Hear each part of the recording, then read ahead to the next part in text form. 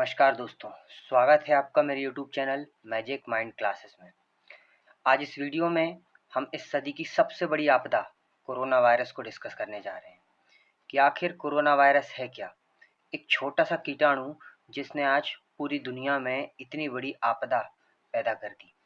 समस्याओं का समाधान हो ही नहीं पा रहा है। ये वायरस इतना खतरनाक है। तो इस वीडियो को शुरू से लेकर अंत तक पूरा देखें और सब कुछ जो ज़रूरी है आपके लिए इस कोरोना वायरस के बारे में जानने के लिए, तो आज इस वीडियो के माध्यम से आप सब कुछ जान पाएंगे कि आखिर कोरोना वायरस है क्या, कहाँ से आया, क्यों आया और कैसे इसकी उत्पत्ति हुई है। तो इस वीडियो की शुरुआत करते हैं हम पहले कोरोना वायरस से जुड़े कुछ तथ्यों से कि आखिर कोरोना वायरस कहाँ से और क्यों आज पूरी दुनिया में फैल गया और इस तरह से उसने पूरे संसार में त्राही मचा के रख दी है।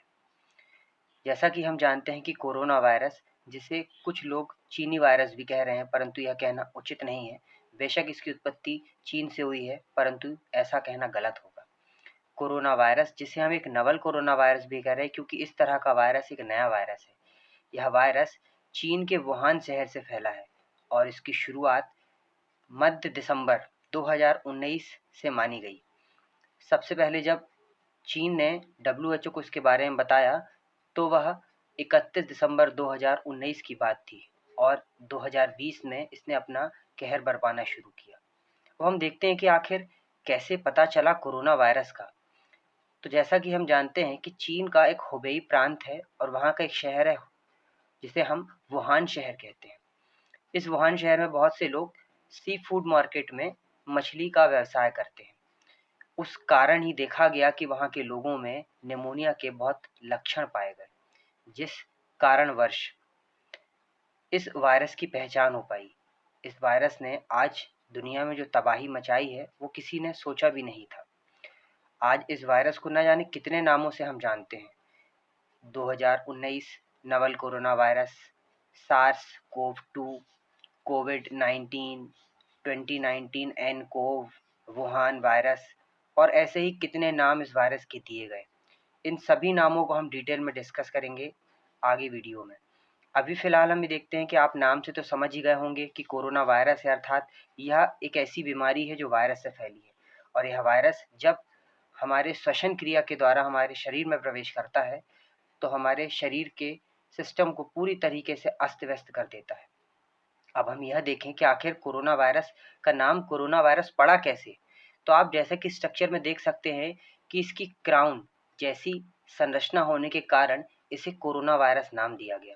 यह कोरोना वायरस, आप स्ट्रक्चर में देखें कि इसमें आपको 3 रंग के स्ट्रक्चर में दिखाई दे रहे होंगे। स्पाइक्स दिखाई दे रहे हैं जो आपको थोड़े से रेड कलर के, इन्हें स्पाइक प्रोटीन कहते हैं। वहीं दूसरा जो आपको ऑरेंज कलर से दिखाई दे रहे हैं, हाँ ये ऑरेंज कलर के आपको दिखाई दे रहे हैं, इन्हें हम मेम्ब्रेन प्रोटीन के नाम से जानते हैं। वहीं येलो कलर से जो डॉट्स आपको दिखाई दे रहे हैं, इन्हें एनवेलप प्रोटीन के नाम से जानते हैं। जो स्पाइक प्रोटीन्स निकले हुए हैं, यही प्रोटीन जब यह कोरोना वायरस हमारे शरीर में प्रवेश करता है तो इन्हीं स्पाइक प्रोटीन की मदद से यह हमारे राइबोसोम में एंटर कर जाता है। राइबोसोम, जिन्हें हम प्रोटीन की फैक्ट्री कहते हैं, उन्हीं के माध्यम से यह राइबोसोम में एंट्री करता है और हमारे शरीर की श्वसन क्रिया को प्रभावित करता है और हमारे लंग्स अर्थात फेफड़ों को बहुत ज़्यादा क्षति पहुंचाता है। अब हम बात करते हैं कोरोना वायरस के लक्षण की। तो कोरोना वायरस के अगर सामान्य लक्षणों की बात की जाए तो सामान्य लक्षणों में बुखार, सूखी खांसी और थकान जैसी समस्याएं महसूस होती हैं। परंतु इसके असामान्य लक्षणों में सिर दर्द, बंद नाक, गले में खराश, उल्टी, दस्त और ऐसी अनेक समस्याएं जो हमारे शरीर में ये पैदा कर देता है और यहाँ तक कि अंत में लंग्स मतलब फेफड़ों को पूरी तरह डैमेज करने का काम भी कोरोना वायरस बड़ी आसानी से कर देता है। अब हम बात करते हैं कि आखिर कैसे पहचान हुई कोरोना वायरस की। तो जैसा कि मैंने आपको बताया कि चीन के हुबेई प्रांत के वुहान शहर से इस कोरोना वायरस का प्रकोप शुरू हुआ था और इस वायरस के फैलने की बात करें तो इसका प्रसार मुख्य रूप से 6 फीट लगभग 1.8 मीटर की सीमा पर खांसी और छींक की जो बूंदें होती हैं उनके माध्यम से यह वायरस किसी दूसरे व्यक्ति के शरीर में सांस लेने की क्रिया के दौरान प्रवेश कर जाता है। यदि आप बात करें एक शताब्दी वर्ष पूर्व की, मतलब 100 वर्ष पहले, तो एक स्पेनिश फ्लू नाम के ऐसी ही एक बीमारी ने, जो कि विश्व के लिए बहुत घातक बीमारी थी, उसने बहुत महामारी फैलाई। लगभग 50 करोड़ लोग उस बीमारी से संक्रमित हुए। उस समय दुनिया की आबादी लगभग 200 करोड़ ही रही होगी, इसलिए एक चौथाई आबादी इस स्पेनिश फ्लू नामक बीमारी से ग्रसित थी। अब आप इस नक्शे में देख सकते हैं, इस मैप के थ्रू, कि आखिर जो वुहान शहर है वो कहाँ पर है। वुहान शहर, वहाँ पर एक जगह का नाम है, और हुबई वहाँ प्रांत, जैसे अपने यहाँ राज्य होते हैं उस तरीके से, और चाइना उस देश का नाम है।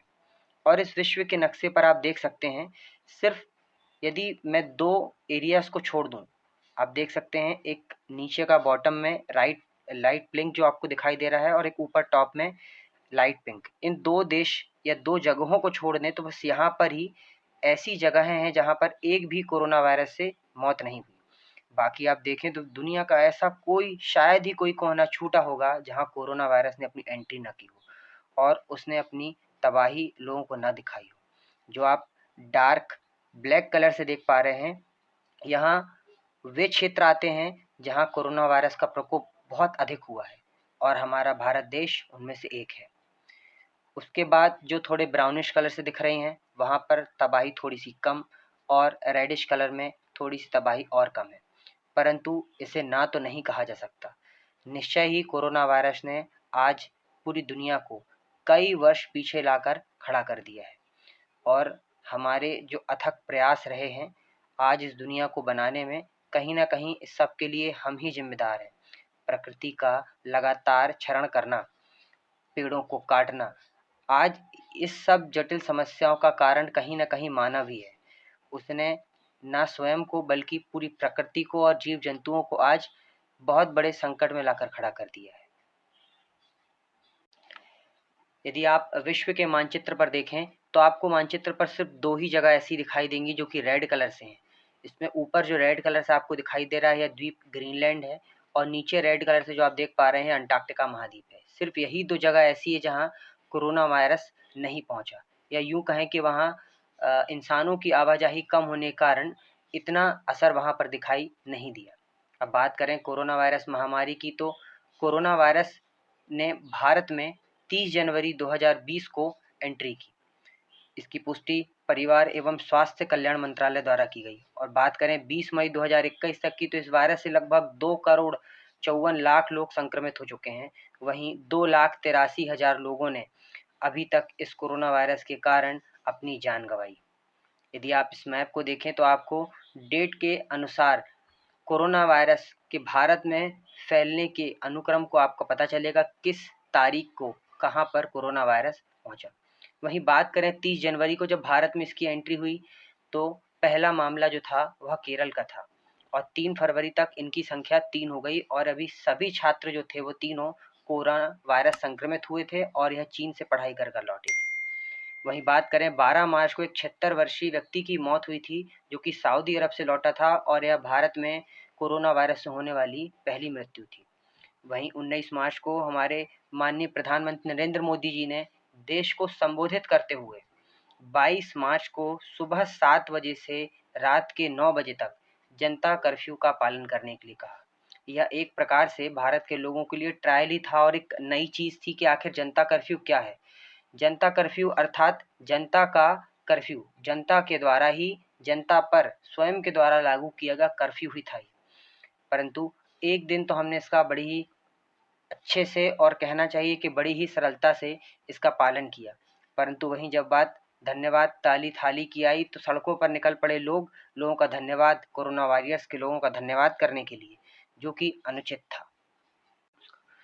अब हम बात करते हैं उस शब्द की जिसे हम बार बार और लगातार प्रयोग कर रहे हैं, और वह शब्द है लॉकडाउन। आपने, हमने और सभी ने धारा 144, कर्फ्यू जैसे शब्दों को तो सुना ही होगा, परंतु लॉकडाउन जैसा शब्द हमारे लिए नया था। आखिर क्या है लॉकडाउन? तो 22 मार्च को जनता कर्फ्यू की सफलता के बाद प्रधानमंत्री नरेंद्र मोदी जी ने 24 मार्च को 21 दिनों के लिए संपूर्ण भारत में लॉकडाउन की घोषणा कर दी, और 14 अप्रैल तक सभी लोगों की आवाजाही को पूर्णतः प्रतिबंधित कर दिया, और लोगों को घर पर रहने की अपील की गई। और वहीं 14 अप्रैल को पुनः 10 बजे देश को संबोधित करते हुए उन्होंने लॉकडाउन की अवधि को 3 मई 2020 तक आगे बढ़ा दिया। अब हम कुछ शब्दों को समझते हैं कि आखिर आउटब्रेक क्या है। जब कोई बीमारी किसी क्षेत्र विशेष में या किसी देश की सीमा के अंदर धीरे धीरे ही सही पर लगातार पनप रही होती है, तो इसे हम आउटब्रेक के नाम से जानते हैं। वहीं दूसरा शब्द जिसे आप देख पा रहे हैं यहाँ एंडेमिक। एंडेमिक क्या है? जब किसी देश में यह बीमारी धीरे धीरे फैल रही होती है और उस देश के ही जनसंख्या या वहाँ के लोगों को संक्रमित करती है, तो इसे हम एंडेमिक के नाम से जानते हैं। परंतु यही बीमारी यदि उस देश से निकलकर आसपास के देशों में या महाद्वीप में फैल जाती है, इसी को हम आउटब्रेक भी कहेंगे कि सडन इंक्रीज होना, तब इसे हम एपिडेमिक के नाम से जानते हैं। और वहीं जब यह बीमारी पूरे विश्व में सभी महाद्वीपों में फैल जाती है, तो इसे हम पेंडेमिक के नाम से जानते हैं। इसलिए आज कोरोना वायरस को वैश्विक महामारी घोषित किया गया है। WHO अर्थात विश्व स्वास्थ्य संगठन ने 11 मार्च 2020 को कोरोना को वैश्विक महामारी घोषित किया। महामारी अर्थात पेंडेमिक, जिसने आज पूरी दुनिया को अपने प्रकोप से परेशान करके रख दिया है। अब हम बात करेंगे कोरोना वायरस से बचाव की। तो कोरोना वायरस से बचने के लिए आखिर क्या उपाय हैं? तो जैसा कि हम जानते हैं कि अभी कुछ समय पहले तक तो कोरोना से बचाव के लिए कोई टीका भी उपलब्ध नहीं था, परंतु जल्द ही सभी देशों ने अपने प्रयासों के द्वारा आज टीकों को अर्थात वैक्सीन को विकसित कर लिया है। परंतु फिर भी इससे बचाव के लिए जो टीके बनने के पूर्व, वैक्सीन बनने के पूर्व हमने प्रयास किए, उसे लगातार हमें ध्यान रखना चाहिए। जैसे कि सामाजिक दूरी बनाए रखना चाहिए, और सरकार ने मंत्र भी दिया है 2 गज की दूरी, मास्क है जरूरी, तो इसका विशेष ध्यान रखना है। वही हाथों को बार बार धोना है, साफ करना है, हो सके तो सैनिटाइजर का प्रयोग करें। और साथ ही अपने हाथों से चेहरों को, आँखों को या किसी भी पब्लिक प्लेस पर छूने से बचें, क्योंकि इनको छूने से यह वायरस आपके हाथों से आपके शरीर में और फिर आपके शरीर से किसी दूसरे व्यक्ति के शरीर में प्रवेश कर जाते हैं। अब हम बात करेंगे कुछ टर्मिनोलॉजी की जिन्हें लगातार प्रयोग किया गया। जैसे पहला है कोविड-19। कोरोना वायरस को कोविड-19 भी कहा गया। अब इस कोविड-19 का शब्द क्या है, अर्थ क्या है इसका? तो देखें, CO का मतलब है कोरोना और VI का मतलब है वायरस और D का मतलब है डिसीज। और चूंकि यह बीमारी 2019 में फैली, इसलिए इसे कोविड-19 के नाम से जाना जाता है। वहीं nCoV 2019 का अर्थ है, N माने नवल, नवल माने नया कोरोना वायरस, और 19 का मतलब 2019 में। और वहीं सार्स कोव 2 के नाम से भी जान रहे हैं। तो आखिर सार्स क्या है? सार्स का फुल फॉर्म है सीवियर एक्यूट रेस्पिरेटरी सिंड्रोम। और वहीं एक बीमारी और थी जो कि मध्य अफ्रीका में फैली हुई थी, जिसे हम मर्स कहते थे, क्योंकि वह अफ्रीका विशेष में फैली थी। इसे हम कहते थे मिडिल ईस्ट रेस्पिरेटरी सिंड्रोम। आज सार्स कोव 2 अर्थात कोरोना वायरस ने पूरे विश्व में, पूरे दुनिया भर में जो तबाही का प्रकोप सभी को दिखाया है, यह निश्चित ही सबक लेने योग्य है। अब हम बात करते हैं कुछ महत्वपूर्ण बिंदुओं की जो कि कोरोना वायरस संबंधित हैं। तो इसमें हमारा पहला प्रमुख बिंदु है कि विश्व में कोरोना वायरस के पहले केस की बात की जाए तो हमें पहला केस चीन के हुबेई प्रांत के वुहान शहर में मिला था। वहीं भारत में कोरोना वायरस का पहला केस 30 जनवरी 2020 को केरल राज्य में मिला था, जो कि एक छात्रा चीन से पढ़कर लौटी थी। सबसे पहले उसमें कोरोना वायरस के लक्षण की पुष्टि की गई। वहीं WHO ने 11 फरवरी 2020 को कोरोना वायरस को कोविड-19 नाम दिया। कोविड-19 अर्थात कोरोना वायरस डिसीज।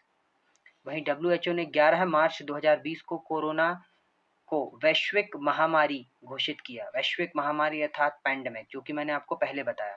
वहीं कोरोना वायरस की जांच के लिए पूल टेस्टिंग कराने वाला देश का पहला राज्य उत्तर प्रदेश बना। और वहीं अगर पहले केंद्र शासित प्रदेश की बात करें जिसने सबसे पहले पूल टेस्टिंग कराई, तो उस केंद्र शासित प्रदेश का नाम है अंडमान और निकोबार द्वीप समूह। वहीं अगला पॉइंट, कोरोना वायरस की जांच के लिए जो 2 टेस्ट हो रहे हैं, एक है RT-PCR टेस्ट और दूसरा है रैपिड एंटीबॉडी टेस्ट। तो रैपिड एंटीबॉडी टेस्ट कराने वाला देश का पहला राज्य राजस्थान बना। वहीं कोरोना वायरस को रोकने के लिए राज्य में पूर्णतः कर्फ्यू लगाने वाला देश का पहला राज्य पंजाब बना। वहीं अगले पॉइंट की अगर हम बात करें तो कोरोना वायरस को रोकने के लिए राज्य में संपूर्ण लॉकडाउन लगाने वाला देश का पहला राज्य राजस्थान बना। लॉकडाउन शब्द जिसको मैंने आपको पहले बताया। वहीं कोविड-19 को महामारी घोषित करने वाला, जो कि वैश्विक महामारी बन चुकी है, महामारी घोषित करने वाला देश का पहला राज्य हरियाणा बना। वहीं वर्ष 2020 में कोरोना संक्रमण से मुक्त होने वाला भारत का पहला राज्य गोवा था, परंतु बाद में और संक्रमण के मामले वहां देखे गए। वहीं कोरोना संक्रमण से मुक्त होने वाला विश्व के पहले देश की बात करें तो वह देश है स्लोवेनिया। वहीं प्रधानमंत्री नरेंद्र मोदी जी ने 22 मार्च 2020 को भारत में पहली बार जनता कर्फ्यू लागू किया था, जिसका हम सभी ने सहजता से पालन किया। वहीं राष्ट्र को संबोधित करते हुए 14 अप्रैल 2020 तक 21 दिनों का संपूर्ण लॉकडाउन लगाया गया, जो कि 24 मार्च 2020 की मध्य रात्रि से लागू था। वहीं कोरोना वायरस की शुरुआत के समय इस वायरस के इलाज हेतु जिस दवा का प्रयोग किया गया वह मलेरिया की दवा हाइड्रोक्सीक्लोरोक्वीन थी। वहीं वर्तमान में भारत में 2 नई वैक्सीन का प्रयोग किया जा रहा है, जिन्हें सरकार ने मान्यता दे दी है, और वह 2 वैक्सीन हैं। पहली है कोविशील्ड और दूसरा है कोवैक्सीन। आगे वीडियो में हम डिटेल में इन वैक्सीन्स के बारे में जानेंगे। दोनों में ज़्यादा कोई खास फर्क नहीं है, बस दोनों के डोज में अंतर है। बाकी दोनों ही वैक्सीन कारगर हैं और कोरोना से बचाव के लिए बहुत ज़रूरी हैं। अब हम बात करते हैं भारत में निर्मित 2 वैक्सीन की। तो उन 2 वैक्सीनों में पहली वैक्सीन है कोविशील्ड। कोविशील्ड वैक्सीन को ऑक्सफोर्ड यूनिवर्सिटी और एस्ट्रोजेनेका ने मिलकर तैयार किया है, परंतु वर्तमान में से पुणे की सीरम इंस्टीट्यूट ऑफ इंडिया द्वारा तैयार किया जा रहा है। यह दुनिया की सबसे लोकप्रिय वैक्सीन में से एक है, जिसका डायग्राम आप देख सकते हैं। इसकी 2 डोज लगेंगी और दोनों डोज के मध्य अंतर 6 से 8 सप्ताह रखा गया था, परंतु वर्तमान में से बढ़ाकर 12 से 14 सप्ताह कर दिया गया है। वहीं कोविशील्ड को एक सिंगल वायरस के जरिए बनाया गया है और यह वायरस चिंपैंजी में पाया जाता है और उस वायरस का नाम है एडेनो वायरस। उस वायरस से मिलकर ही इस वैक्सीन का निर्माण किया गया है और साथ ही इसे WHO ने भी मंजूरी दे दी है। वहीं बात करेंगे भारत में निर्मित दूसरी वैक्सीन की, और वह वैक्सीन है कोवैक्सीन। कोवैक्सीन को भारत के ICMR और भारत बायोटेक ने मिलकर तैयार किया है। यह एक पारंपरिक इनएक्टिवेटेड वायरस पर कार्य करती है, जिसका डायग्राम आप देख सकते हैं। यह वैक्सीन किस प्रकार कार्य करती है, तो एक इनएक्टिवेटेड अर्थात डेड वायरस को शरीर में डाला जाता है और फिर उससे एंटीबॉडी पैदा होती है, और यही एंटीबॉडी जो होती है हमारे शरीर में उपस्थित वायरस को समाप्त करती है। एक और वैक्सीन है जिसका प्रयोग भारत में होगा और बहुत जल्दी निर्माण भी होगा। अभी फिलहाल तो हम इसे इंपोर्ट कर रहे हैं। वह वैक्सीन है स्पुतनिक वी। स्पुतनिक वी रूस की एक वैक्सीन है। यह एक वायरल वेक्टर वैक्सीन है कोविशील्ड की तरह, बस दोनों में फ़र्क ये है कि इसके दोनों डोज अलग अलग हैं और यह डबल वायरस से मिलकर बनी है, जबकि कोविशील्ड सिंगल वायरस से मिलकर बनी है। वही स्पुतनिक वी 91.6% तक प्रभावी है, जिसका डायग्राम आप देख सकते हैं। वहीं जो भारत में निर्मित वैक्सीन है, जिसे कोवैक्सीन और कोविशील्ड कह रहे हैं, यह वैक्सीन लगभग 85% और उससे अधिक लगभग कारगर हैं या प्रभावी हैं। वहीं कोरोना वायरस की बात करें तो बहुत ही दुखद तस्वीरें कोरोना वायरस ने इस वर्ष और पिछले वर्ष में प्रदान की, जो निश्चय ही हमारे लिए बहुत दुखदाई हैं। परंतु आगे इस प्रकार की परिस्थितियां उत्पन्न ना हो, हमें लगातार प्रयास करते रहना चाहिए। प्रकृति को नुकसान पहुंचाए बिना इस प्रकृति को बनाए रखने के लिए कदम उठाने होंगे। आज जिस प्रकार ऑक्सीजन के लिए मारामारी हो रही है, वैक्सीन के लिए लोग लड़ झगड़ रहे हैं और बेड खाली नहीं है अस्पतालों में, यह स्थिति निश्चय ही बहुत संकटग्रस्त स्थिति है और हमें लगातार प्रयास करने होंगे इस दिशा में कि आगे किसी भी प्रकार से ऐसी अप्रिय परिस्थितियों का सामना हमें ना करना पड़े।